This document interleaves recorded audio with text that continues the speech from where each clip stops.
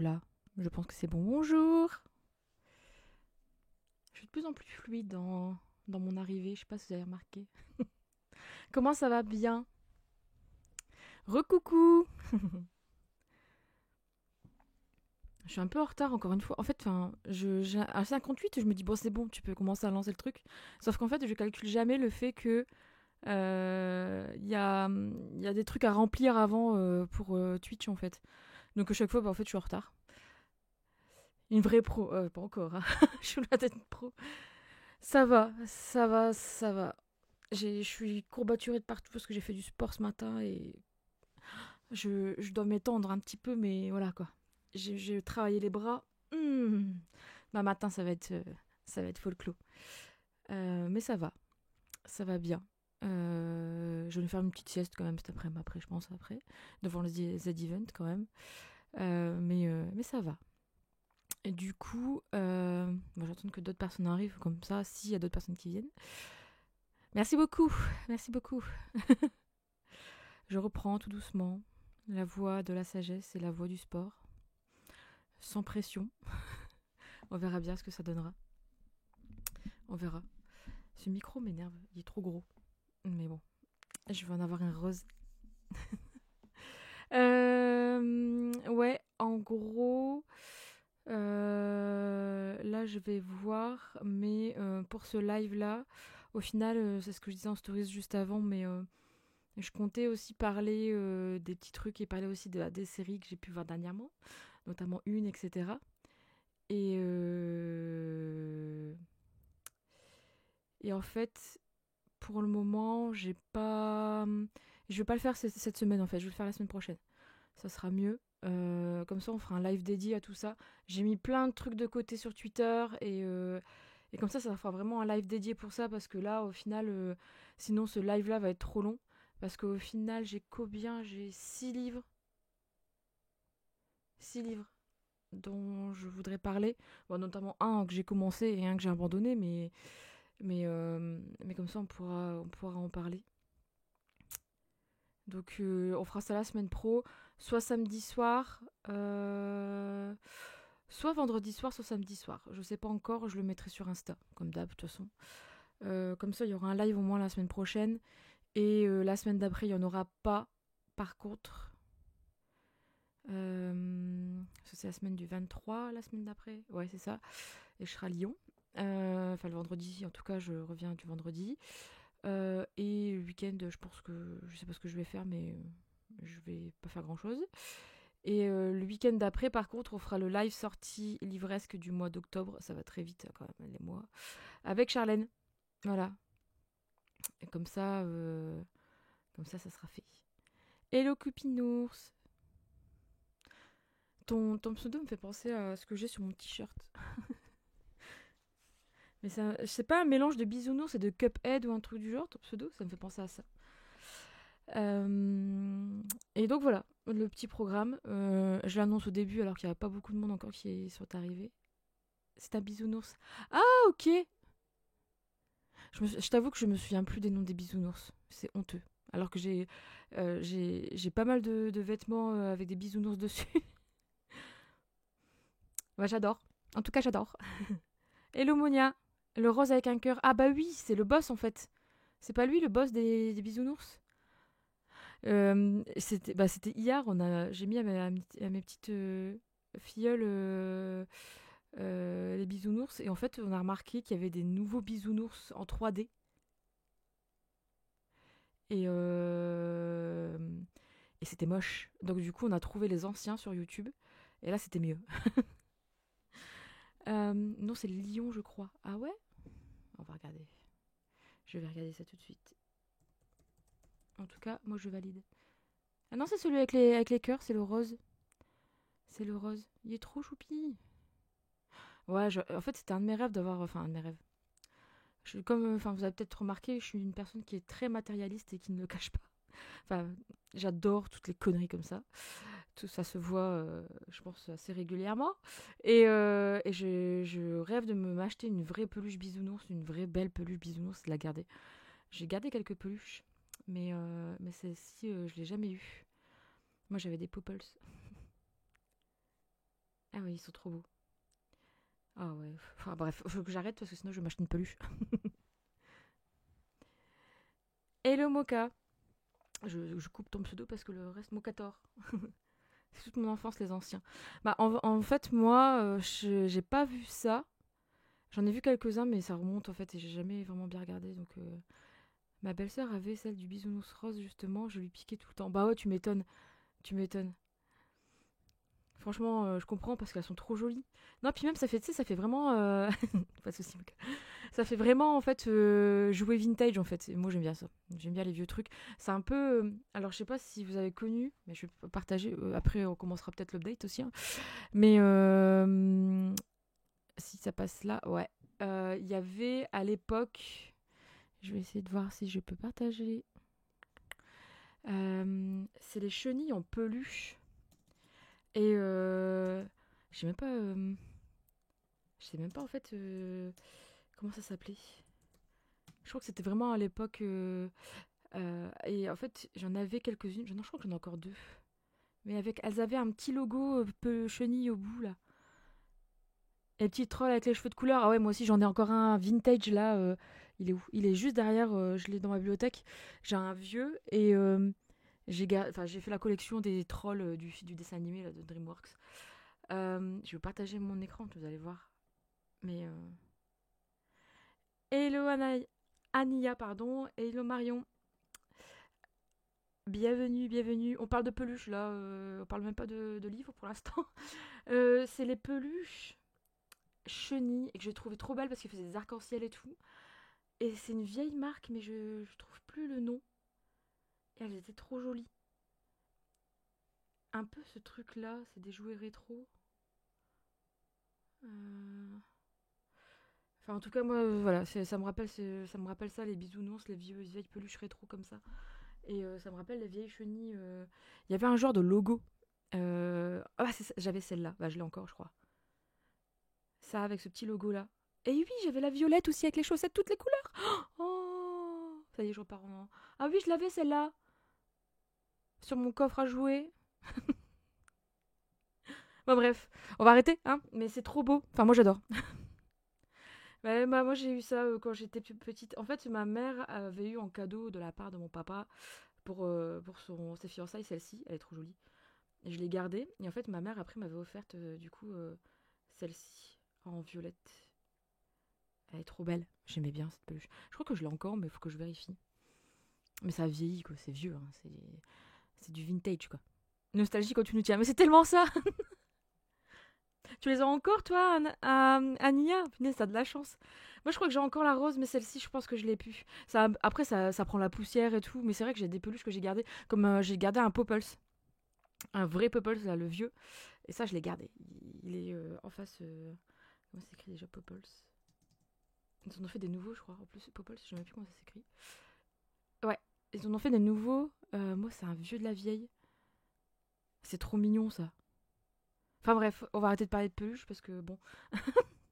Mais il a vécu le mien. C'était mon doudou le Popples. Oh, trop mignon. En peluche, Monsieur Chatouille. Ah ouais, ouais, ouais. Ouais, il y a plein de trucs comme ça.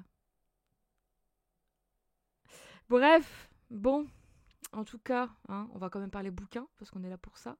Comme je disais au début, je comptais parler à la fois de faire un petit point sur ce que j'avais vu passer et en même temps un petit point sur musique, etc.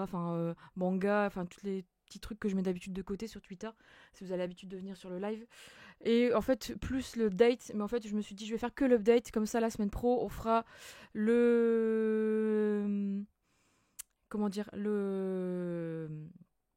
Bah, comment dire, le blabla entre guillemets avec et on parlera en même temps des séries hein, parce que en plus la semaine pro du coup si tout va bien on va pas faire le live vendredi soir alors sinon après que je sois rentrée du travail parce que généralement là je pense que je vais prendre le prix c'est que tous les vendredis soirs en rentrant du travail je regarde mon épisode du Seigneur des Anneaux mais comme ça on pourra parler en long en large et en travers des séries notamment House of Dragon que j'ai commencé enfin comme tout le monde je pense et le Seigneur des Anneaux et puis j'ai mis des trucs de côté sur ce qui sort, ce qui va sortir prochainement dans la sphère livresque, on va dire, mais pas que.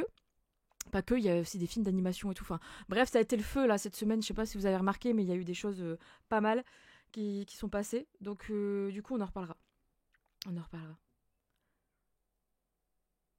Je l'ai encore, 39 ans, pas tout jeune. Ah, mais moi, il a 32 du coup. Non, ça ne rajeunit pas du tout. On se sent vieille. Hello Sandrine. Donc voilà, du coup on va commencer par l'update quand même. Hein. Enfin on va commencer du coup par le premier livre. La dernière fois, au précédent update, je n'avais pas terminé celui-ci. Mais là je l'ai fini depuis un moment quand même. Donc on va parler de la Brigade du surnaturel BMS. Du coup, pour ce petit nom de Florian Impala, une belle bricasse quand même, aux éditions Naos. Aux éditions Naos. Il fait 600 pages. 605 pages pour être précise. Et au final, c'est un tome 1. J'ai pas vu de tome 2 pour l'instant passer. Si vous avez des news, n'hésitez pas à le partager dans le chat. Parce que, voilà, j'ai rien vu passer pour le moment. Après, j'avoue, ça suffit un peu à lui-même, mais quand même, moi j'ai beaucoup aimé, j'ai bien accroché. Parce que on est vraiment sur un road trip version urban fantasy. Road trip, mais pas vraiment road trip. Enfin, je sais pas comment expliquer ça. Ça n'arrête pas, ça bouge tout le temps. Ils sont pas tout le temps sur la route en fait. C'est ça le truc. C'est ça. On appelle ça un road trip dans le résumé. Ils mettent ça un road trip dans les limbes. Mais au final, non. Donc je vais vous relire le résumé quand même pour si vous n'étiez pas là la dernière fois et puis pour voir si ça vous donne envie ou pas. Donc on est sur quand un inconnu s'introduit dans l'appartement de Claire de Fontaine, sa vie bascule, d'abord sur un canapé, puis sur le siège en cuir d'une berline des années 1970. Attention, il n'y a rien de pervers là-dedans, il n'y a rien de sexuel dans ce qui est dit dans le résumé. Où elle s'installe pour un road trip sanglant vers les limbes. C'est ça que je trouve parfois un peu... car le bellâtre qui vient de braquer son intimité n'est pas de ceux à qui on refuse la main. Envoyé par le big boss des enfers lui-même pour résoudre une affaire de meurtre en série parmi ses ouailles démoniaques, il est bien décidé à faire de Claire, inspectrice de la brigade de la magie et du surnaturel, sa coéquipière. Il faut dire qu'elle est la meilleure et que le timing est serré. Et pendant que ce duo improbable arpente les ponts entre les mondes à la recherche du cinglé qui saccage les surnates, la Terre continue de sombrer lentement dans le chaos des Haïti. Ces humains contaminés par une magie vicieuse qui les dope à l'extase et les shoot à la folie. Et rien à part Smith & Wesson, donc du coup son flingue en fait. C'est un peu nébuleux ce résumé quand même. Et le talent de l'inspectrice de Fontaine ne semble en mesure d'arrêter ce carnage. Voilà. En gros, Claire, elle va être embauchée par Satan pour comprendre pourquoi certains surnates, c'est-à-dire des démons, des vampires, des incubes, des succubes, etc., se font zigouiller, alors qu'en fait, par des Haïtis. Les Haïtis, ce sont du coup des humains qui ont été trop exposés trop longtemps à la magie et qui se retrouvent en fait qui se retrouvent pas bien quoi, et qui explosent entre guillemets et qui deviennent fous. Et en fait la brigade du surnaturel du coup est là pour réguler ça en fait en France. Alors c'est pas noté où en France il me semble, je me souviens plus si on était vraiment bien marqué dans le, mais en tout cas c'est en France, mais il me semble que je sais plus dans quelle ville, ça je me souviens plus. Et donc, voilà, elle travaille dans ça, sauf qu'elle va avoir une mauvaise aventure, entre guillemets, sur sa dernière mission. Et elle va plus avoir confiance en elle. Et concrètement, même si elle a plus confiance en elle, etc., il y a du coup le surnat là, qui va arriver chez elle sur son canapé, mais je vous explique pas comment, parce que c'est une scène qui est assez rigolote. Voilà, et en fait, il va lui demander, il va lui dire... il faut que tu viennes avec moi, y a le big boss qui veut te parler et il y a une mission pour toi.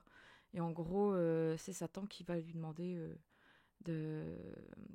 avec une contrepartie bien évidemment, je vous dis pas laquelle, mais qui va lui demander du coup de faire l'enquête, de mener l'enquête. En vrai, franchement, j'ai bien passé un bon moment, j'ai bien aimé. C'était, en fait, ça se lie à la mode d'un road trip. On n'est pas sur un road trip à purement parler en fait, parce que ils passent pas leur temps sur la route. mais il y a plein de choses, plein d'éléments, s'il y a de l'action tout le temps, on est lancé dans le monde comme ça et on n'est pas du tout, on n'est pas en fait, tout est bien fait en fait, tout est bien construit. Il y a des petites trahisons, il y a des petites choses comme ça, il y a des personnages secondaires qui arrivent qui sont vraiment bien foutus. Franchement, c'était vraiment pas mal. C'était vraiment pas mal parce que moi je m'attendais pas du tout à un côté un peu biblique de la chose, mélangé avec tout le côté créatures fantastiques, etc. Donc ça c'est vraiment bien foutu. Et, euh, et puis en fait, il y a comment dire, il y a des traces d'humour qui sont vraiment pas mal. Enfin Claire en fait c'est un personnage qui est assez badass en fait dans le sens où elle sait ce qu'elle veut, elle sait comment y aller, y arriver, etc. Sauf que bah en fait ces personnages-là, c'est les personnages qui ont le moins confiance en eux en fait, hein, concrètement. En tout cas là, c'est bien fait. Et donc du coup, elle va devoir relever plusieurs défis et se comprendre elle-même, et comprendre pourquoi, etc., etc. Mais je vous en dis pas plus. Et en vrai, je pense, comme je disais tout à l'heure, que euh, la fin en fait.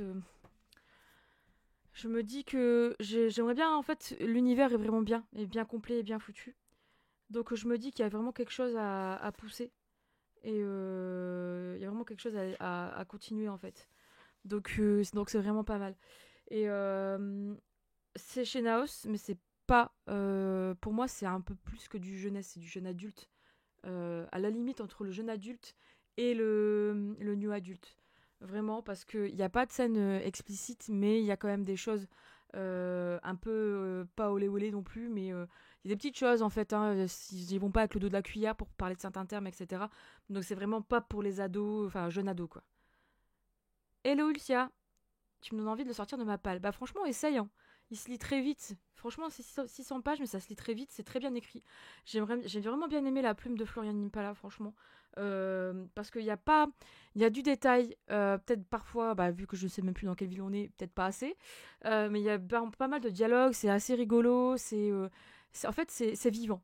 Je sais pas comment expliquer ça plus autrement, avec d'autres mots, mais ouais, c'est vivant. C'est... Ouais, ça avance quoi. Il y a plein de personnages, on découvre plein de choses et tout, mais c'est vraiment bien foutu. Donc ouais, moi je vous le conseille. Si vous l'avez dans votre palle, bah voilà, sortez-le. Et si vous tentez, ben je pense que je vous conseille peut-être d'attendre peut-être que le tome 2 soit annoncé.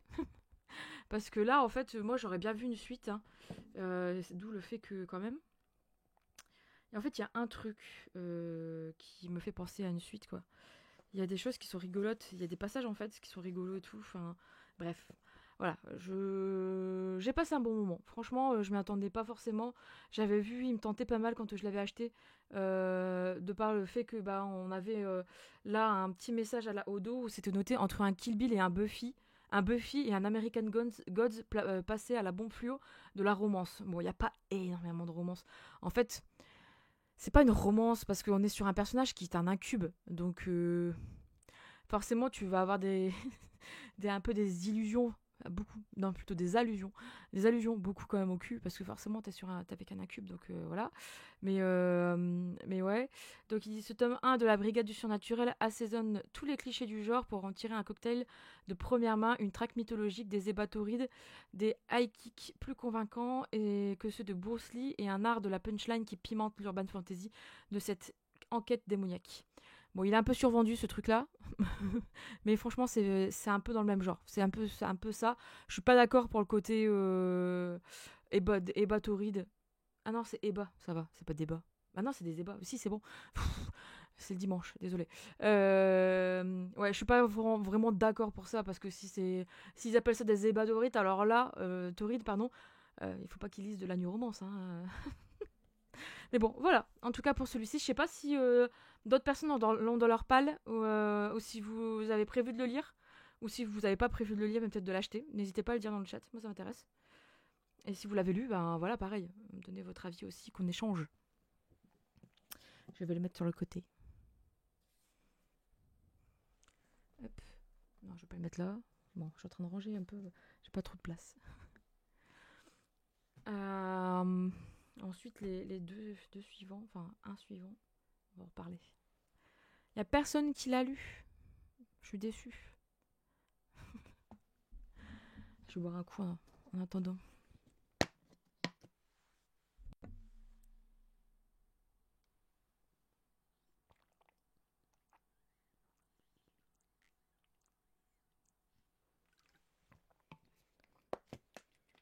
Bon bah tant pis. Hein. Tant pis. Le suivant.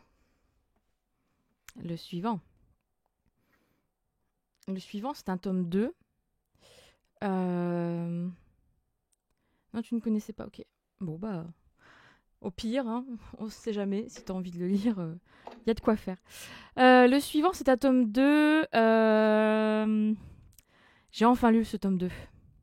Je devais faire un vlog, mais en fait, comme je l'ai dit, j'ai du mal à prendre la caméra, donc voilà. Mais du coup, je préfère en parler ici. Et ce n'est autre que le tome 2 du Prince captif de C.S. Pacat, Le Guerrier. Parce que j'ai lu le tome 1, je l'avais mis en update. Il était en update chill. Non, en vlog, ou je sais plus. En vlog, je crois. Bon, bref, j'avais fait une vidéo spéciale quand j'ai lu le tome 1. Le tome 1 qui m'avait laissé quand même. Enfin voilà, quoi. Je vous laisserai aller voir la vidéo qui est sur la chaîne. Et du coup, j'ai lu le tome 2. En vrai. En fait, le truc, c'est que j'ai énormément aimé. Après, je vais vous montrer aussi. Mais en fait, j'ai lu le tome 2. Mais j'ai aussi lu le tome 3. Je les ai enchaînés, en fait, le 2 et 3. Comme ça, j'ai terminé la saga. Mais parlons du tome 2. En fait, le tome 2, je l'ai beaucoup plus aimé par rapport au tome 1. Parce que on découvre beaucoup plus le personnage de Laurent. Et je l'ai beaucoup plus aimé pour ça, parce qu'en fait, dans le tome 1, de toute façon, moi, j'étais là en mode, bon, l'univers est vraiment cool, t'as envie de savoir ce qui va se passer pour le pauvre Damen.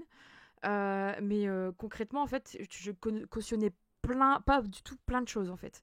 Donc c'était un peu compliqué.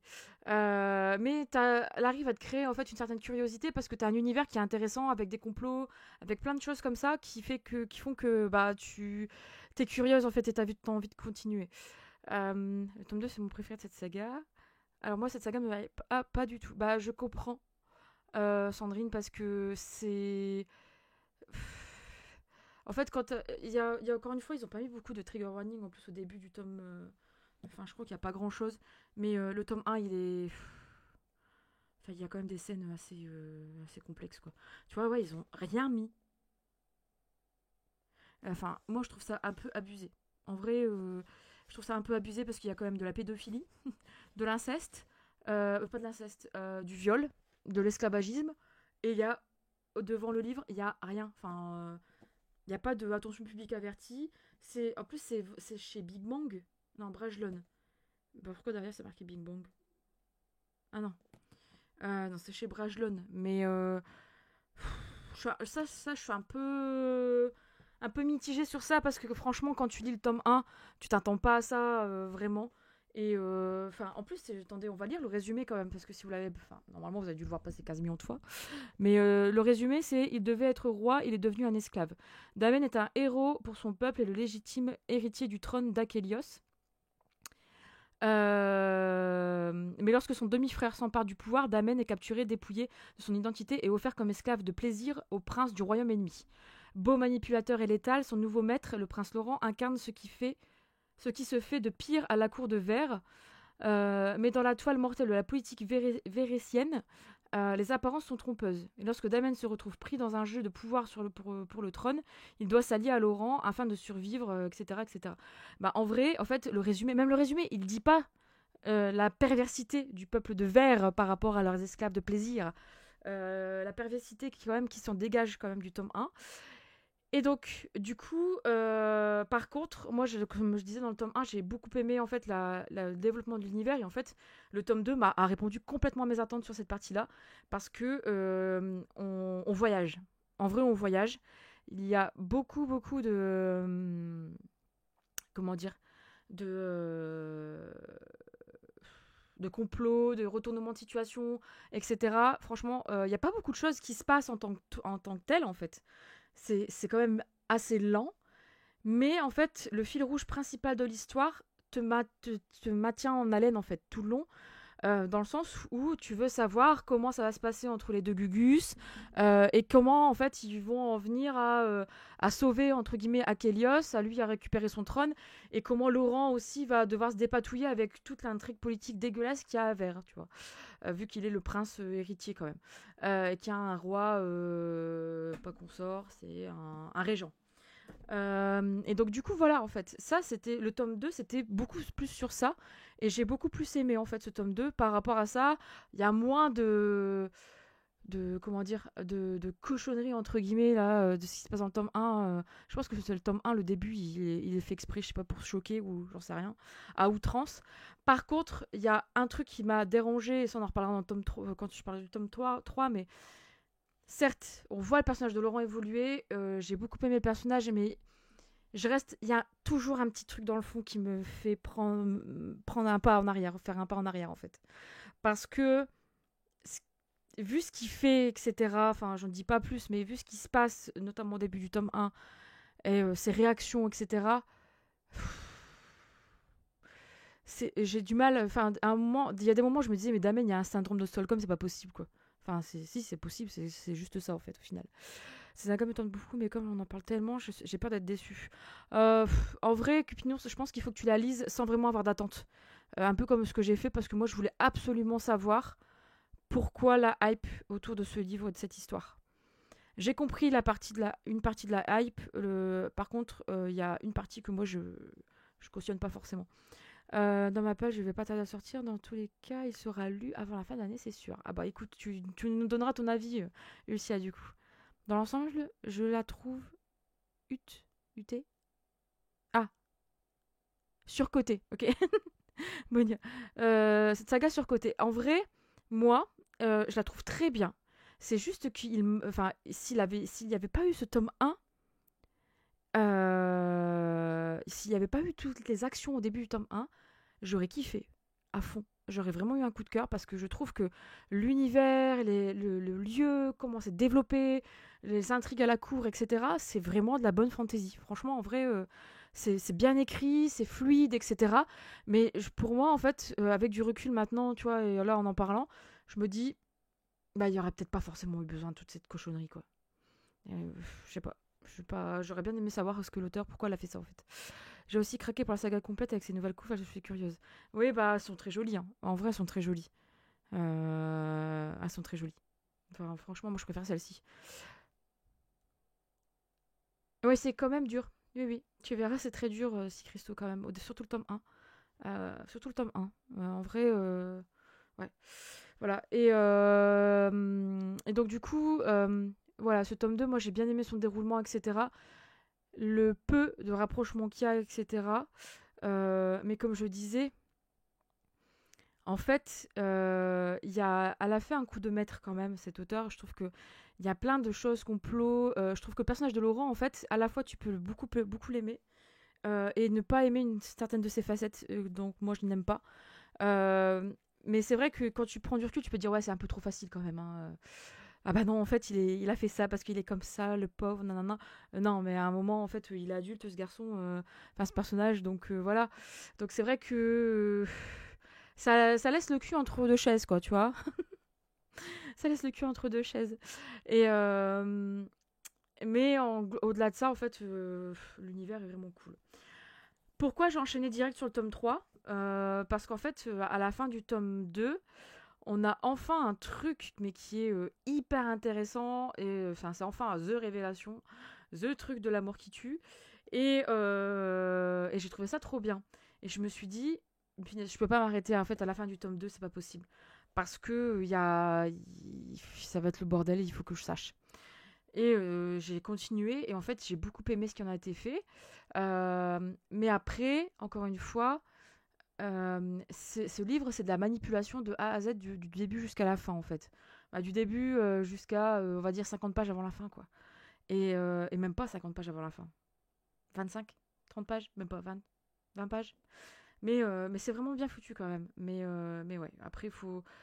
En fait, je pense qu'il faut pas fermer les yeux, mais il faut avoir conscience d'eux, de ce qui se passe dans ce bouquin quand même. Il y a quand même des actions et des choses qui sont faites par les personnages, enfin que l'auteur a mis en place, qui sont pas forcément pour moi légitimes et qui ne servent à rien et qui sont ultra choquantes. Et qui, au fait, au final, quand tu prends du recul sur tout ce que tu as lu, ça servait à rien. Mais au-delà de ça, bah, t'as l'univers qui est hyper intéressant. Vous avez une map aussi. La map, elle est très bien. Chaque endroit de cette map sont vraiment utilisés dans l'histoire et tout. C'est vraiment bien fait. Et il y a aussi un résumé des personnages aussi au début. Et c'est vraiment pas mal. Donc, le tome 3.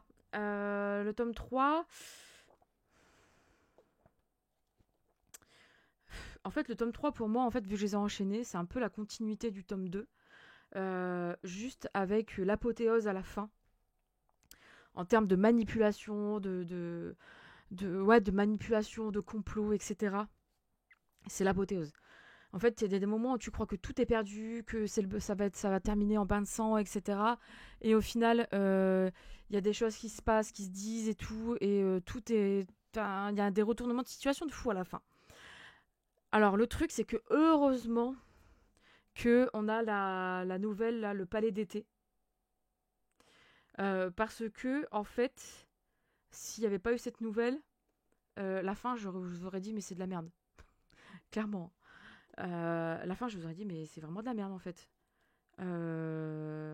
Déjà, vu ce qui se passe, en plus, à la fin, t'es là en mode, bah oui, vient de se passer ça, ok. Et ça se termine comme ça, et tu te dis. Et la nouvelle, en fait, elle fait... elle fait quoi? Elle fait même pas 20 pages. Elle fait une vingtaine de pages, ou un peu plus. 50 pages. C'est 50 pages qui font une mini, on va dire, un mini épilogue, mais plus épilogue de cul, quoi. En mode, ils s'envoient en l'air, encore une fois, quoi. Donc, voilà. C'est bien. Heureusement que ça se termine, en fait, avec, comment dire, quelques mois après. Parce que vu la fin du tome 3, c'est merdique. On sent que c'est... Je sais pas, j'ai eu l'impression que l'auteur, elle avait envie de terminer son histoire, mais rapidos, quoi. Il se passe ça, ça, ça. En fait, j'ai eu l'impression que tous les blocs ont été mis dans l'ordre et qu'à chaque fois, bah, elle faisait tomber son bloc et c'était bon, c'était fait. Et au final, elle a pas pensé à faire un épilogue, en fait. Moi, j'ai pas la version avec la nouvelle et je confirme, la fin est décevante. Bah ouais, je suis d'accord avec toi, Monia. En vrai, heureusement que là, ils ont sorti avec le palais d'été derrière. Même si je trouve que avec le palais d'été, il y a juste le début, on va dire, allez, les 10 premières pages du palais d'été sur 50. Mais le reste, voilà. Le reste, c'est de la romance, quoi. Donc, oui, on va dire c'est un petit épilogue quand même, mais bon. Voilà, en tout cas, c'était quand même une bonne aventure.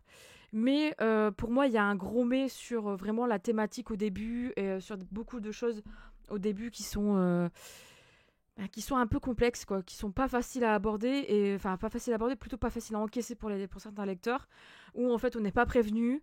Enfin, on est prévenu parce qu'en fait, je pense que Nina, que tout le monde connaît, a bien fait son job, elle n'arrêtait pas de le prévenir sur sa chaîne, etc., dans ses vidéos.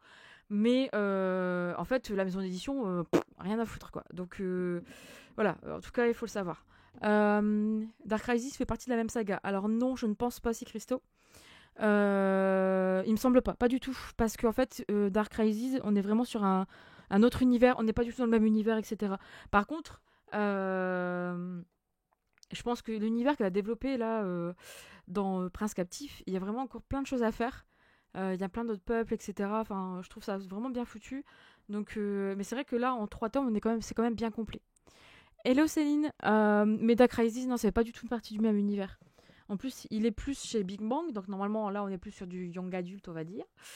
Et là, on est vraiment sur de la magie, etc. Alors qu'il n'y a pas une once de magie dans Prince Captif. Il n'y a pas de magie. Alors que Dark Crisis, il y a de la magie. La couve est trompeuse. Ouais, je suis d'accord avec toi. Ouais, ça se ressemble. En fait, je crois que c'est le même illustrateur. Attends, je vais regarder ce que je l'ai là. Je crois que c'est le même illustrateur. Illustration de la couverture. Ah, c'est une dame. Oui, c'est la même. C'est pour ça. C'est la même en fait. C'est Magdalena. Attendez que je décrypte là. Oula. Pagovska. Et le A, il y a une petite cédille. C'est bizarre. C'est, Mais ouais, c'est l'administratrice, donc du coup, ouais, c'est un peu trompeur, t'as raison.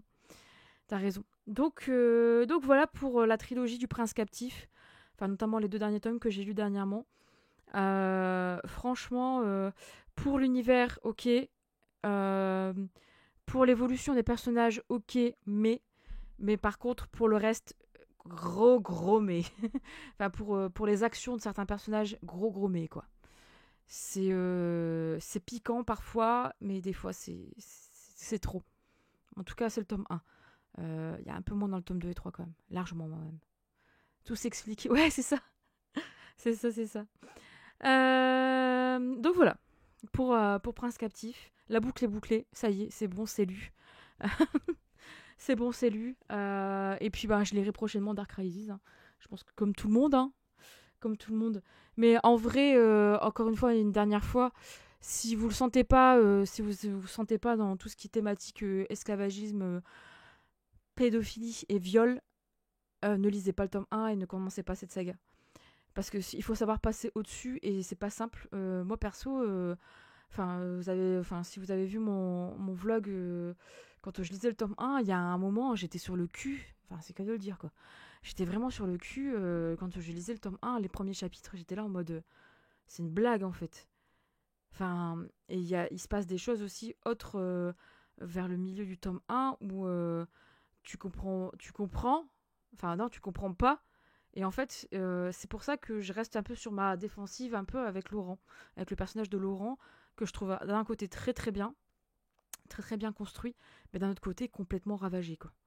Donc voilà, mais c'était juste mon petit avis, mon humble avis. Le petit suivant, c'est une lecture en cours. D'ailleurs, il faudrait peut-être que je le mette à jour. Je suis en train de l'écouter en livre audio. Je l'avais dans ma pile à lire parce qu'en fait je l'ai acheté quand. Bah, je l'ai acheté je crois cet été. Je l'ai acheté quand? Je crois que je l'ai acheté cet été. Et j'avais dit en book haul que ce livre m'avait été conseillé par un libraire à Lyon. Et en fait, il m'avait tenté pas mal. Et je m'étais dit, bon, bah, allons-y. Quand je l'avais vu sortir le tome 1. Et en fait, après, ça a été. Ce livre est passé partout. Enfin, cette saga. Sur les réseaux sociaux. Mais il faut dire qu'ils sont très jolis. Alors. Le voici. Donc, je suis arrivée concrètement à la fin. Il me reste un chapitre. Voilà. Oui, c'est ça, Blackwater. Donc, le tome 1, La Crue. Alors, on voit pas bien avec la lumière de l'écran. Mais comme je l'ai montré en book haul, hein, il est magnifique. C'est un format petit poche. Et il fait 8,40 €. C'est pas cher pour ce que c'est. Le travail édito, il est magnifique. Et c'est chez Monsieur Toussaint, l'ouverture. Et donc, pas claqué. Et dans ta palle, Sandrine, bah, en vrai, franchement, si t'arrives à le sortir, ça se lit, ça se dévore. Bon, là, moi, je l'écoute en audio. En vrai, j'ai l'impression d'écouter une série télé. Je sais pas si vous avez déjà vu. Comment ça s'appelle? Machin River. Virgin River sur Netflix. C'est tiré de romans hein, qui sont sortis chez J'ai lu. Ça me fait vraiment penser un peu à Virgin River, mais version en fait plus ancien, on va dire, au niveau du temps. Enfin, comment dire, on est en 1800, les brouettes, je crois, 1900. Début de 1900, je crois. Et du coup, en fait, ça me fait penser un peu à ça. Prologue, 1895, 1900, ouais. Le dimanche de Pâques de 1919, le ciel au-dessus de Perdido avait beau être dégagé et rose et pâle, il ne se reflétait pas dans les eaux bourbeuses qui noyaient la ville depuis une semaine. Ouais, c'est ça, 1919. Donc, les années 20, Perdido, c'est aux États-Unis et c'est. Je sais plus j'allais dire dans quel département. Dans quel état. Je me souviens plus, mais on est proche de. Je sais plus quelle ville. Pas Atlanta, je sais plus. Je ne sais plus. Bon, bref. En tout cas, en audio, il passe très bien. En vrai, si ils sont sur Audible, foncez si vous avez des crédits Audible. Là, je suis arrivée au dernier chapitre de mon écoute. Et il se passe plein de choses dans cette histoire. Donc au niveau du résumé quand même, je vais vous lire un peu quand même ce qui se passe. Parce que moi j'étais un peu mi-figue mi-raisin. Parce que je m'attendais pas forcément... Je m'attendais en fait à quelque chose de surnaturel. Euh, Mais... Comment dire? Mais en fait tout le long là, du tome 1, le côté surnaturel, en fait tu sens qu'il y a quelque chose. Tu te dis mais merde, qu'est-ce qui se passe? Il y a quoi? En fait t'as là vraiment l'impression de lire un livre-série quoi. Donc, le résumé, on est sur alors que les flots sombres et menaçants de la rivière submergent Perdido, donc une petite ville du sud de l'Alabama, du coup. Les Cascades, du coup une riche famille de propriétaires, doivent faire face aux innombrables dégâts provoqués par la crue. Menée par Mary Love, la puissante matriarcale, et par Oscar, son fils dévoué, le clan s'apprête à se relever. Mais c'est sans compter sans l'apparition, c'est compter sans l'apparition aussi soudaine que mystérieuse d'Elinor Damer, jeune fille séduisante au passé trouble, dont le seul dessein semble être de s'immiscer au cœur de la famille Casquet. En gros, pour faire simple, Elinor, il la trouve dans un hôtel de la ville qui est sous les eaux.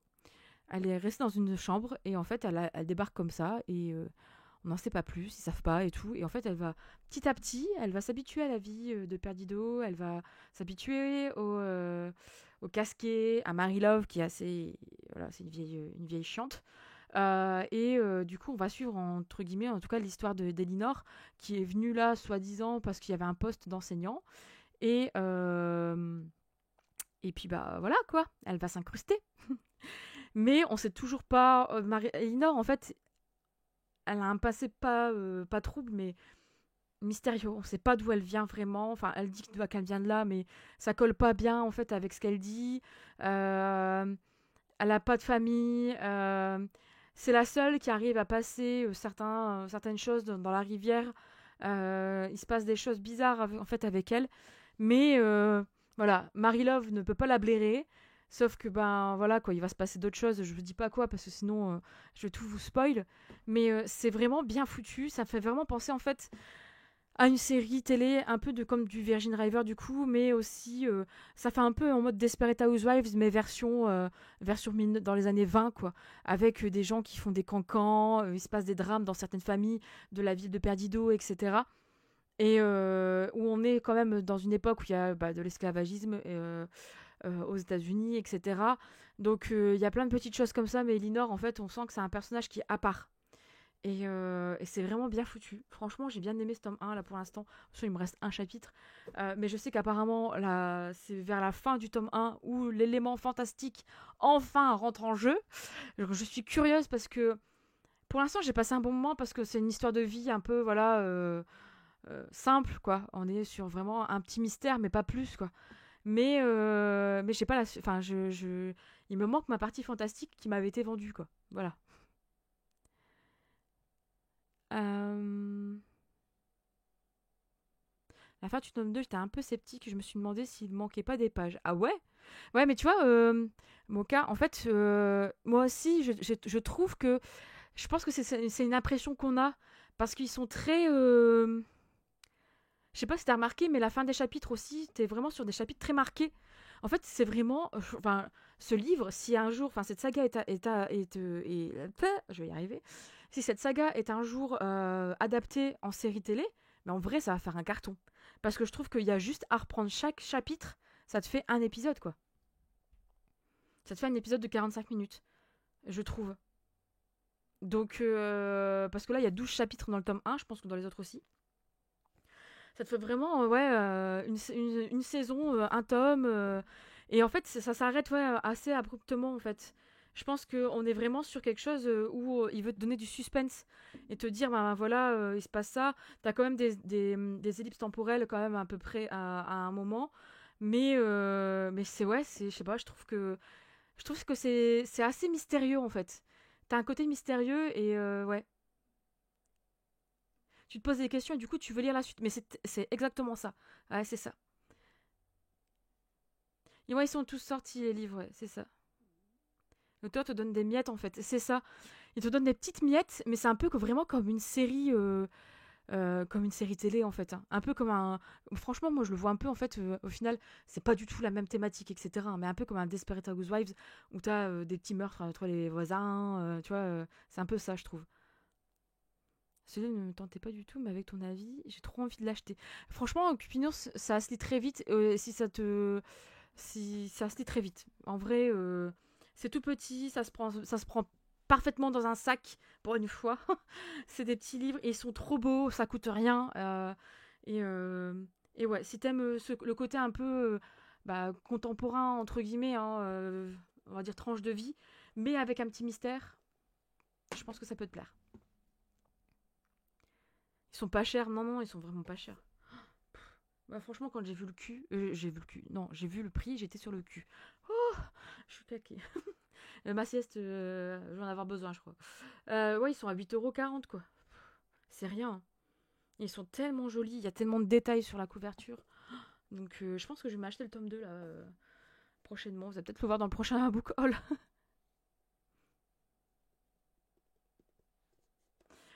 Donc voilà, le petit Blackwater, le tome 1, La Crue. J'ai même pas donné le nom de l'auteur, c'est Michael McDowell.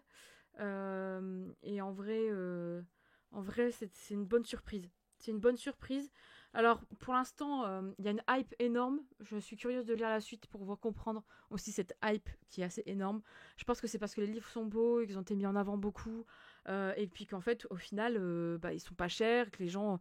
Ça a été les livres de l'été, ça, hein. Concrètement, ça a été le livre de l'été, quoi. Enfin, la saga a été la saga de l'été, en tout cas. Donc, voilà.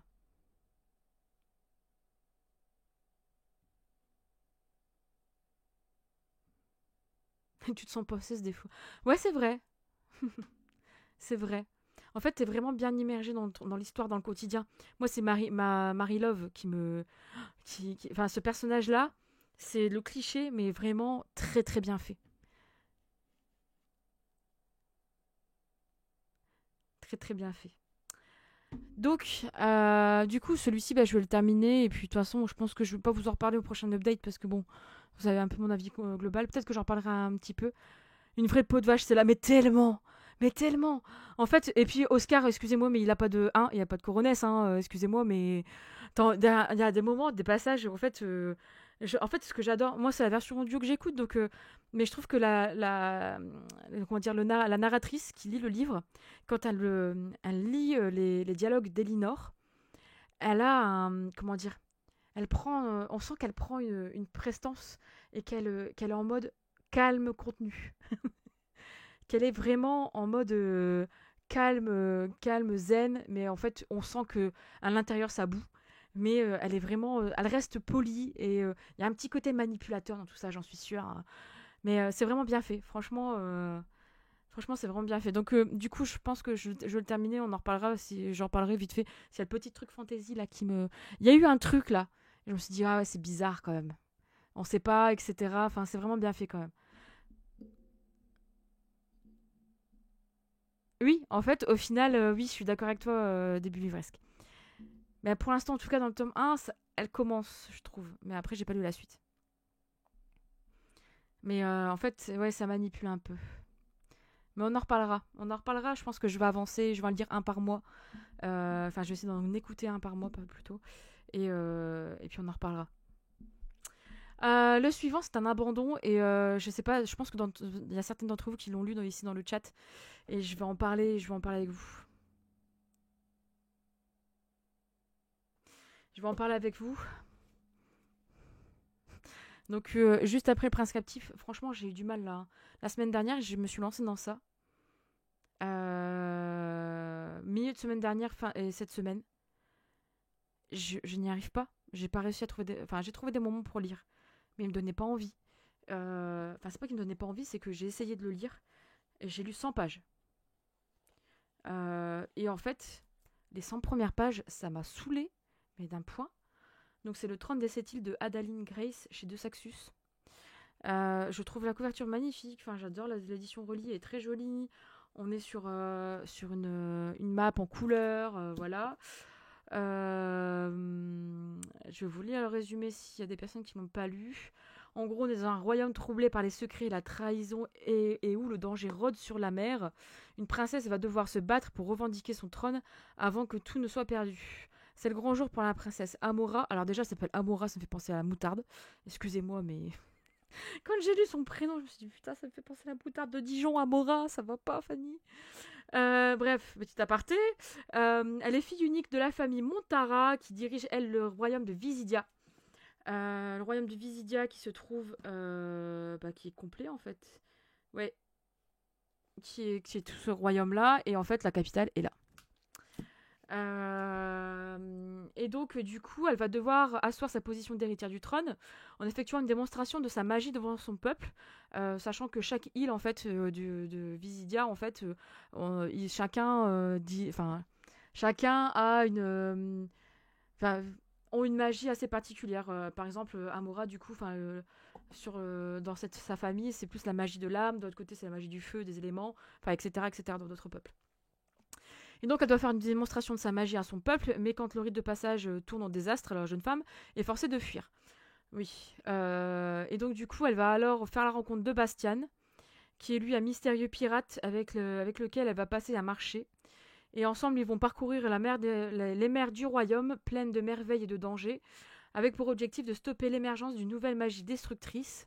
Pour la vaincre, Amora du coup devra affronter des monstres légendaires, croiser le chemin d'une sirène redoutable et même gérer un passager inattendu. Ouais, alors ça... Bref, je sais lequel et au final, faut arrêter de mettre la hype là-dessus. Si elle échoue, elle mettra en péril le destin de Visidia et perdra la couronne des 7 îles à tout jamais. Voilà. Franchement, j'ai lu 100 pages et donnez-moi envie si vous voulez dans le chat parce que j'ai arrêté. Mais je vais vous dire par quoi j'ai commencé et vous allez me dire pourquoi j'ai arrêté et ce que j'ai commencé, vous allez dire ouais, c'est bon, vas-y, arrête-le. Mais en vrai, j'ai lu les 100 premières pages là et il fait 400 pages. J'ai déjà lu un quart du livre et il s'est passé. C'est trop long. J'ai trouvé ça long. Et en fait, j'ai pas aimé le personnage d'Amora et sa façon de penser, déjà. En fait, il y a beaucoup de choses sur le détail de l'univers, ça c'est tout à son honneur. Mais j'arrive pas à m'attacher au personnage principal. Il y a le passager inattendu, là. Alors ça aussi, c'est... Je vois un truc, le triangle amoureux, arriver à 15 km. Un 15 milieux, pardon, excusez-moi, on est sur la mer. En vrai... ça me hype pas du tout. Et en fait, on est vraiment... Il y a des petits éléments lâchés comme ci, par-ci, par-là.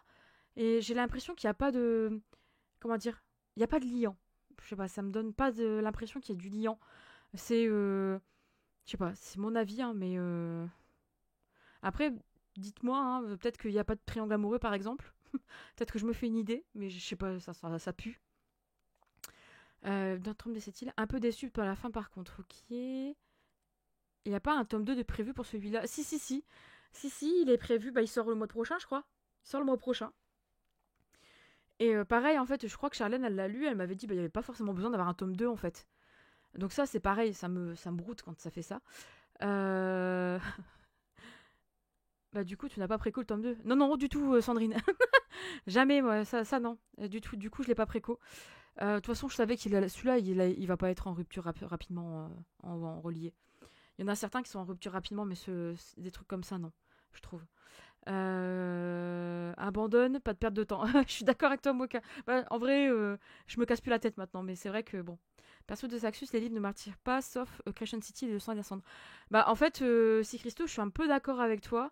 Parce qu'en fait, plus le temps passe et plus certains de Saxus, je les ai achetés parce que je me disais, ça change, on a des trucs sympas et tout.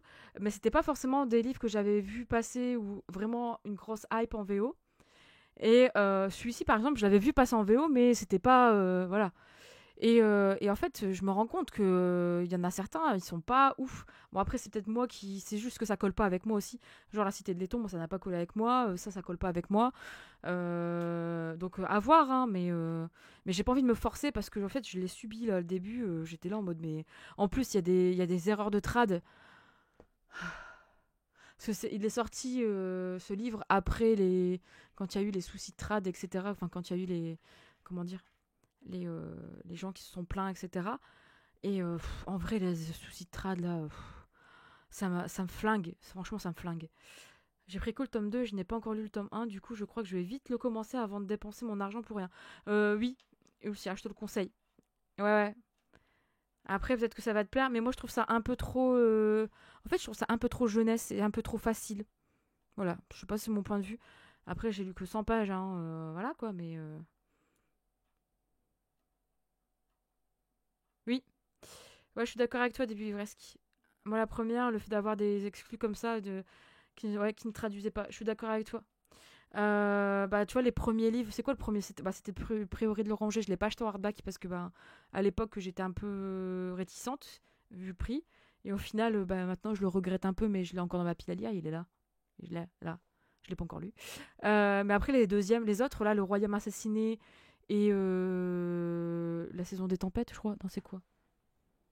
Ouais, La saison des tempêtes, je les ai achetés en relié. C'était les deux premiers. Et en vrai, bah, en fait, ceux-là, je vais les revendre. Parce que La saison des tempêtes, c'était une catastrophe. Hein. On y repassera. Et Le Royaume assassiné, c'était bien, mais c'était pas non plus ouf, quoi. Donc, donc ouais, je pense qu'il y a eu le côté hype au début. Encore une fois, influenceur, influencé, influencé, influenceur. Je pense que c'est juste ça. Horribles erreurs de trad. Je lis The Love Hypothesis et des points chapitres sur Anna. Oh non! Et tu sais que, bah, justement, Mocha, je voulais me l'acheter parce qu'il m'intriguait. Mais s'il y a des erreurs de trad, je l'ai vu passer beaucoup de fois en fait, dans mes suggestions. Si c'est trop jeunesse, ça va pas trop le faire. Bah, en tout cas, moi, j'ai cette impression-là. Après, j'ai lu que 100 pages. Donc, Le Ransom assassiné, j'ai pas aimé. La saison de tempête, c'était nul. Je suis tellement d'accord avec toi, Lucia. C'était... Il y avait tellement de choses à faire. Tellement. Et là, je comprends pas. C'est en mode hype. En mode ouais, il y a la tome 2 et tout. Non, mais attends, meuf, t'as niqué ton tome 1. Excusez-moi, hein, mais c'est ça. Hein. Moi, je trouve que concrètement, après, l'auteur fait ce qu'elle veut, mais un univers comme ça, avec un potentiel comme ça, il a été bousillé. Et elle fait un tome 2 quoi. Le roi assassiné, ça passait, c'était cool. Euh, mais il me reste l'or à lire. Ah bah moi, l'or je l'ai pas acheté, par exemple. Parce qu'en fait, c'est Alexandra Bracken, et Alexandra Bracken, je déteste son écriture. Je trouve qu'elle fait des phrases très, très, trop longues. J'ai lu Passenger, je crois, d'elle, et un autre. Mais son Passenger, je l'ai abandonné, le tome 1. Mais j'ai cru que j'allais me tirer une balle. Les chapitres, ils faisaient 50 pages. Les phrases, il y avait des phrases à rallonge, mais à rallonge, mais à rallonge. Il n'y avait pas de point, mais un point. Fais infinité phrase, quoi. Termine ta phrase, fais pas une grande phrase. Franchement, c'était. Désolé, mais moi, c'est. Oui, désolé de te faire flipper. Après avoir un. J'ai pas lu d'extrait de l'or pour voir si ça avait changé son style d'écriture. En tout cas, la trad qui en est faite. Mais moi, en fait, quand j'ai lu Passenger à l'époque, je me tirais une balle, franchement. C'était trop lent. Enfin, c'était trop long parce que les phrases étaient trop longues. Alors après, c'est peut-être la traduction aussi hein, qui a été mal faite, Sandrine. Tu sais. Après, je pense que c'est aussi l'appréciation du traducteur derrière, à mon avis. Ah ouais, ils sont longs les chapitres. Oh bah non. Ouais, donc bon. Mais je suis curieuse. Ça promet pour ma future lecture de Saxus. Oh, désolé. J'arrive pas à le sortir de ma palle parce que ça me semble trop jeunesse. Oui. Bah, en vrai, je pense que c'est sa cam en plus. Enfin, c'est sa marque de fabrique à cet auteur. Tu vois, elle a fait Les Insoumis, je crois. Je crois que c'est d'elle. Passenger, elle a fait un autre truc aussi. C'est pas elle qui a fait Darkness Mind ou non. Si c'est Darkness Mind ou je sais plus quoi. Donc, mais je sais que, enfin moi en tout cas, à l'époque c'était euh, c'était chez comment ça s'appelle? Chez Milan. Et moi je me souviens que Passenger ça avait été un calvaire pour moi à lire. Mais c'est que mon avis, donc c'est pour ça tu vois, regarde, c'est pour ça que j'ai acheté celui-là pour avoir mon avis, pour me faire mon propre avis. Donc faut pas hésiter, lis-le et tu verras. Peut-être que tu vas le kiffer. Hein. Ce n'est que le mien.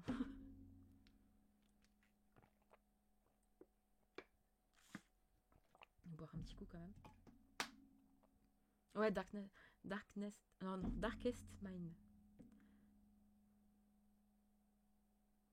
Oui, il va falloir sortir un jour, ça c'est sûr. Ça, c'est clair et net.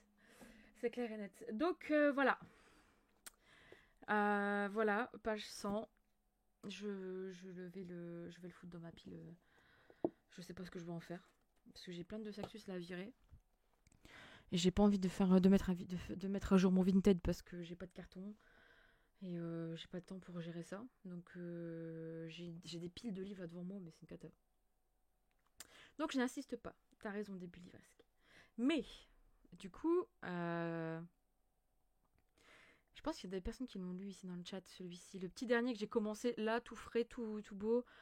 Ça fait depuis hier que je l'ai dans les mains, que je le trimballe partout chez moi. Enfin, que ce soit dans mon lit, dans mon canapé, etc. Il descend, il monte, il fait que ça. Mais je l'ai toujours pas ouvert. Mais je l'ai ouvert ce matin. Et du coup... Tadam! Oui, c'est Kate Daniel, Sandrine. J'ai commencé ça ce matin, du coup. Allez, c'est parti. Ça y est. Ça y est, j'ai sauté le pas.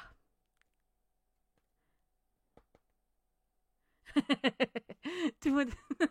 Surtout si tu as commencé un certain livre. Ouais, c'est ça. Je m'en doutais que j'allais avoir des réactions comme ça dans le chat. Mais ouais, j'ai commencé Kate Daniels. En vrai, et franchement, je vais vous donner juste mon avis là, parce que j'ai lu que le chapitre 1 et j'ai commencé un peu le chapitre 2. Chapitre 1 qui fait au bas mot 1, 2, 3, 4, 5, 6, 7, 10 pages, on va dire. Ouais, un peu moins de 10 pages. J'ai lu 10 pages. Ah, c'est le moins bon. Ouais, mais bon, pour l'instant, tu vois, j'ai été charmée par un truc, chapitre 1. Je pense que je vais rien spoil. Dans de la joie. Mais je pense que je vais rien spoil, mais j'ai été charmée par. Enfin, je sais pas comment dire, ça m'a fait ressentir un truc, un peu pas de la terreur, mais le début, je sais pas si vous vous en souvenez encore, mais je pense que oui.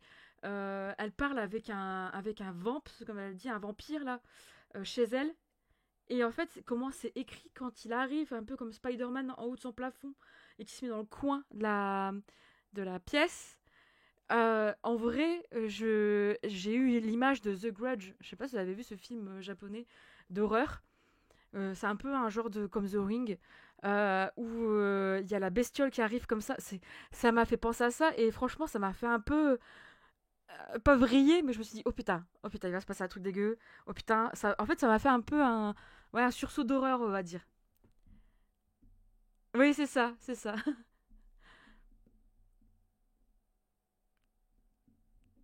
Ouais, bah, si c'est le moins bon, déjà là, franchement, déjà là, dès le début, j'ai bien aimé. Non, c'est pas du Twilight, ouais, j'ai cru comprendre. Ah ouais, le The Grudge, oui, oui. Ah ouais, The Grudge, ouais, je suis d'accord avec toi, début livre. Le 1, c'était. Je l'ai vu, je sais pas comment j'ai fait pour le voir. Ah ouais, je pense que tout le monde l'a vu. Mais vous vous souvenez, il y a une scène où il y a une pièce où la bestiole, enfin je sais même pas, enfin si c'est la petite fille, je crois, ou la fille, elle est dans le coin de la pièce là, il y a tous ses cheveux, tout son bordel. Bref, bah, et là ça m'a fait penser à ça, j'ai eu cette image là du film quand j'ai lu ce passage là dans le chapitre 1 et je me suis dit ah, ok, on repart d'accord sur ça, ok. Et en fait pour l'instant ça va, enfin, en même temps j'ai lu qu'un chapitre, enfin 10 pages, donc du coup je vous donnerai plus de détails au prochain update. Je pense que ça va se lire vite parce que là, niveau écriture, ça va, je trouve ça fluide. Donc on verra bien. Et puis on verra si je mets le tome 2 dans ma wishlist. Hein. On verra.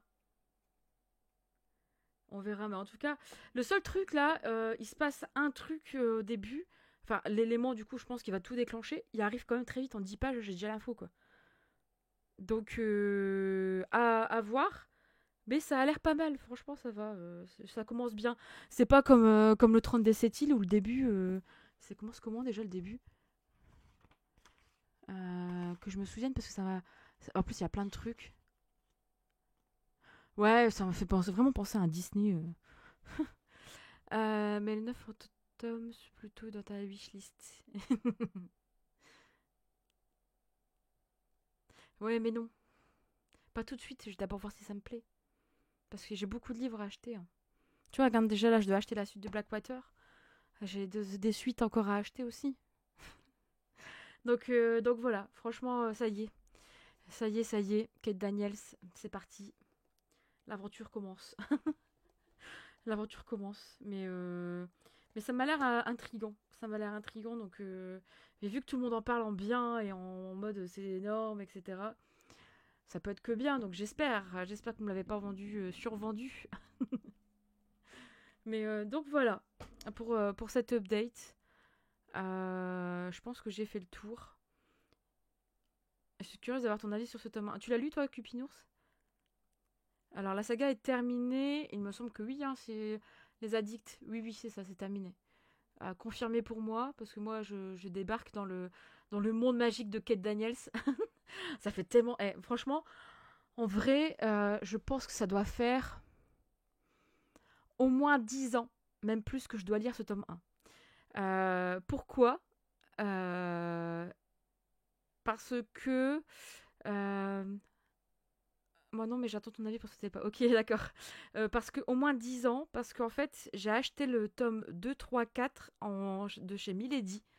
À l'époque, il y avait en fait un déstockage dans un majuscule à Tourcoing. Et j'avais eu les tomes à 3 € je crois. Le 2, 3, 4. Et en fait, je trouvais pas après en fait le tome 1 pour commencer la saga. Et en fait, quand j'ai vu que le tome 1 était plus du tout imprimé par Milady, etc., et puis qu'en fait, il continuait pas la trad, je m'étais dit, bon, bah, tant pis, je laisse tomber, et puis voilà, quoi, c'est pas grave. Donc, j'ai revendu mes tomes 2, 3, 4. Et puis, en fait, j'ai laissé tomber. Et puis, en fait, au final, là, quand MXM, enfin, Bookmark, pardon, a décidé de le rééditer, bah, en fait, je me suis dit, bon, bah, pourquoi pas reprendre le truc. En plus, ils ont refait la trad, il me semble, en plus. Donc pourquoi pas tenter quoi le truc. Mais ouais, ça fait 10 ans que c'est dans le pipe quoi.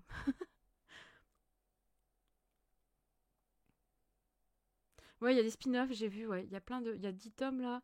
Mais je sais pas s'ils vont être traduits chez... ils sont déjà traduits chez Bookmark ou pas, les spin-offs, d'ailleurs.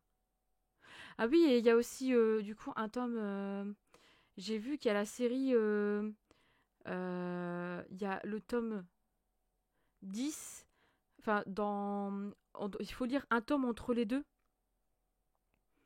De fer et de magie, c'est un spin-off, c'est ça? Ah oui, parce qu'il y a les hors-séries, après il y a les spin-offs. Donc après le tome 9, il faut lire De fer et de magie. C'est ça, de ce que j'ai compris. Et après, il faut lire le tome 10. Et le tome 14, du coup, pourquoi 14? Et après le tome 10, il faut lire Aurelia Ryder. Ah, en plus de fer et de magie, il me tentait trop. Je sais pas si vous vous souvenez, on en avait parlé en live sortie. Il me tentait trop celui-là. Bon bah écoutez, hein. Si vous me voyez prochainement acheter la suite, c'est que voilà, j'ai craqué.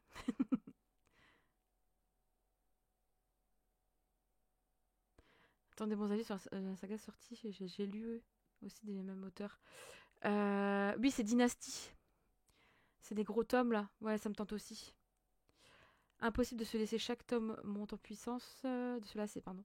Il y a de la longueur, mais c'est un univers de dingue. Ouais, je suis curieuse de voir quand même. Intéressant, ça va. Après le tome 9, ok. Ah, oh oui, c'est ça. Ok. Ouais, ben c'est ça, de fer et de magie, il me tente tellement. Parce que j'avais vu, et puis je me souviens, on avait parlé en live, hein, j'avais même dit, vous êtes sûr que je peux pas le lire avant? Mais parce que là, il faut quand même que j'attende 9 tomes, quoi. Ok, bah écoutez, on va voir, hein. Je vais avancer, et puis on en reparlera au prochain update, alors, si ça vous va.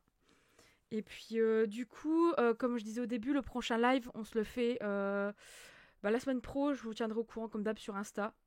Et là, on papotera séries télé, enfin notamment Seigneur des Anneaux, House of Dragon. J'ai hâte de parler de ça, d'échanger avec vous. En vrai, j'ai trop hâte parce que il faut qu'on discute. Il faut qu'on discute parce que là, moi, j'en parle au boulot avec une de mes collègues qui est aussi fan que moi. Et quand on s'est vu, on dit t'as regardé, ouais, ouais. Mais c'est vrai que quand elle a du retard ou moi ou autre, on est une des deux frustrées quoi. Donc là, j'ai hâte d'en discuter avec vous. Et et ouais, des petites choses passées, etc., que j'ai vu passer, que j'ai mis de côté. Voilà, bon, bah écoutez, je vais aller manger, j'ai pas mangé.